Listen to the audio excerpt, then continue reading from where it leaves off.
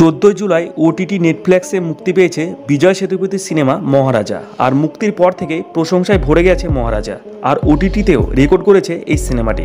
তবে অনেক আগে মুক্তি পেয়েছিল সিনেমা, তবে তেমন একটা সাড়া না পায় পরবর্তীকালে 1 মাসের মধ্যে ওটিটির মুক্তি দেওয়া হয় এই মহারাজাকে। আর ওটিটিতে মুক্তির পর থেকে আলোচনায় আসে তামিল ও হিন্দি ভাষায় মুক্তি পাওয়া মহারাজা। মাত্র 2 দিনে 32 মিলিয়ন ভিউ পেয়ে রেকর্ড করেছে এই সিনেমাটি।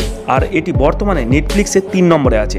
শুধু তাই নয়, মুক্তির প্রথম 3 দিনের আয়ের হিসাবে মহারাজা পিছনে ফেলেছে বছরের 12 মিয়া এবং ছোট মিয়া এবং লাপাতা লেডিসকেও। এছাড়া শুধু ভারতে নয়, পুরো বিশ্বের 14টি দেশে কন্টেন্ট ট্রেন্ডিং এর তালিকায় 10-এ রয়েছে বিজয় সেতুপতির এই সিনেমাটি। তবে বিজয় সেতুপতির সাথে এই নজর কেড়েছেন নির্মাতা অনুরাগ কাশ্যপ। আর অভিনয় শিল্পী হিসাবে তাকে দেখা গিয়েছে সেতুপতির মুখোমুখি হিসেবে। তবে এক ভয়ঙ্কর খলনায়ক চরিত্রে পর্দায় ধরা দিয়েছেন তিনি। তবে খুব সাধারণ ও সাদামাটাভাবে শুরু হওয়া এই সিনেমাটি মহারাজার প্রতিটি পরতে পরতে রয়েছে থ্রিলার ও টুইস্ট। এছাড়া দুর্দান্ত ক্লাইম্যাক্সের জন্য নেটিজেনরা মহারাজাকে ইতিমধ্যেই মাস্টার পিস হিসাবে আখ্যা দিয়েছেন। এছাড়া বলা হচ্ছে 2024 সালের সেরা সিনেমা হতে পারে এটি। আর এই মুভি আপনি দেখেছেন কিনা সেটা কমেন্টস করে জানান।